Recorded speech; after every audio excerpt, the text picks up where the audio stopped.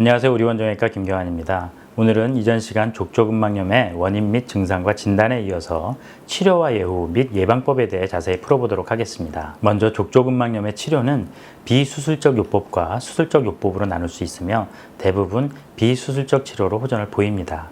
비수술적 치료에 대해 우선 알아보겠습니다.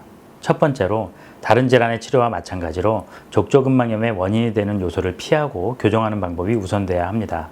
불편한 신발은 당연히 피하는 것이 좋으며 아치 서포트가 잘 돼 있고 쿠션으로 충격 흡수를 도와주는 운동화가 가장 좋습니다. 또한 평소 즐겨하는 운동을 되짚어보아 잘못된 자세나 버릇이 없나 살펴보고 무리한 운동은 피하는 것이 좋습니다.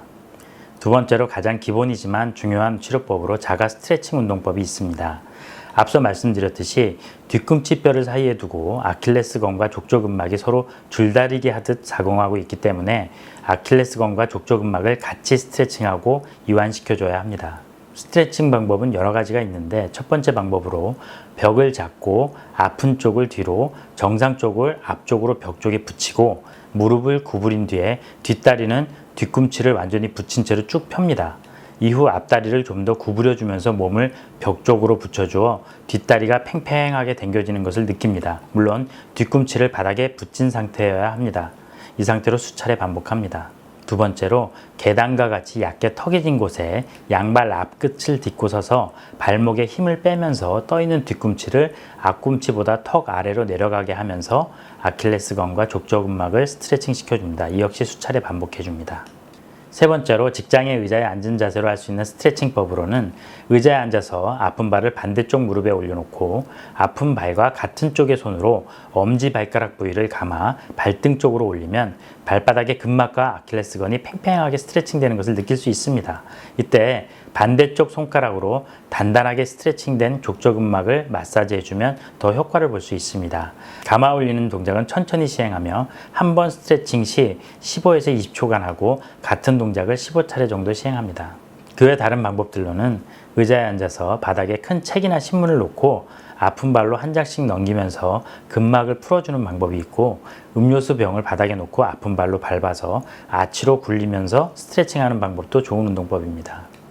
스트레칭은 하루에 10세트 이상 틈나는 대로 해주는 것이 좋으며 특히 아침에 자고 일어났을 때나 오랫동안 앉았다 걷기 시작하기 전에 미리 스트레칭 운동을 해주면 효과가 좋습니다. 위의 스트레칭 법들을 상황에 따라 번갈아 해주시면 지루하지 않게 운동을 하실 수 있을 것 같습니다. 다음은 보행 시 보조기구를 착용하여 족저근막에 가해지는 압력을 직접 떨궈주는 방법이 있습니다. 뒤꿈치 컵이 가장 널리 사용되며 재질은 용도에 따라서 부드러운 고무 재질에서 딱딱한 플라스틱 제품까지 있습니다. 증상이 심한 경우 간혹 깁스 고정을 발목 관절이 중립이거나 약간 발바닥 쪽으로 굽힌 상태에서 유지하는 방법도 사용됩니다. 방송이나 홈쇼핑에서 많이 판매되는 맞춤형 교정 깔창의 효과에 대해서는 논란이 있지만 아치가 정상보다 높은 요족 변형이 있으면서 중족골 통증이 동반된 경우에 사용하면 좋은 결과를 얻을 수 있을 것으로 판단됩니다. 약물요법으로는 기본적으로 비스테로이드성 소염 진통제를 사용하며 부종이 동반된 급성기에 효과가 있으나 장기간 사용하는 것은 권장되지 않습니다. 마찬가지로 만성질환의 경우 소염제의 치료 효과는 확실치 않습니다. 스테로이드 주사요법은 다른 보존적 치료를 충분히 사용한 후에도 증상 호전이 없을 때 고려해야 하며 반복적인 사용은 근막을 약화시켜 족저근막의 급성 파열의 위험이 있고 뒤꿈치 지방 패드의 위축을 초래할 수 있어 제한이 필요합니다. 최근에는 체해 충격파 요법이 수술하지 않고 치료할 수 있는 방법 중 하나로 점차 사용이 늘어나고 있으며 좋은 치료 효과를 나타내고 있습니다. 이상의 보존적 치료에도 반응이 없을 경우에 수술적 치료를 고려하게 됩니다. 수술적 방법으로는 근막 성형을 통해 족저근막을 늘려주는 방법이 있으며 최근에는 관절경을 이용하여 족저근막 절개술을 시도하기도 합니다.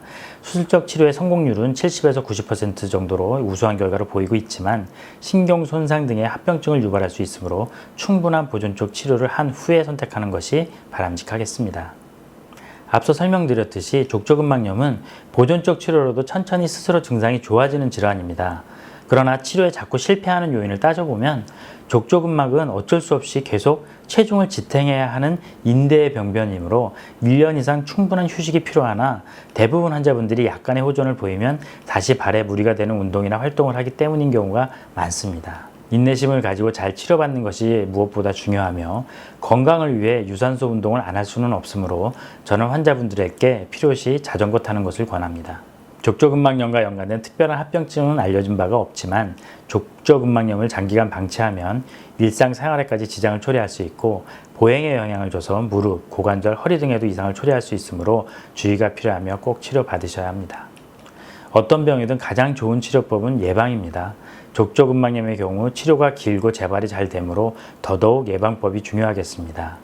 예방을 위해서 첫째, 과체중 금지, 둘째, 편안한 신발, 여성의 경우에는 하이힐 금지, 셋째, 조금이라도 증상이 있을 경우 마라톤이나 조깅은 하지 않는 것이 좋습니다. 넷째, 증상이 있을 경우 반드시 조기에 치료받을 것, 마지막으로 치료 시 인내심을 갖고 꾸준히 받는 것입니다.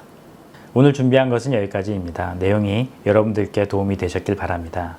여러분들의 관심 늘 감사드리며 구독과 알림 설정 꼭 부탁드립니다. 감사합니다.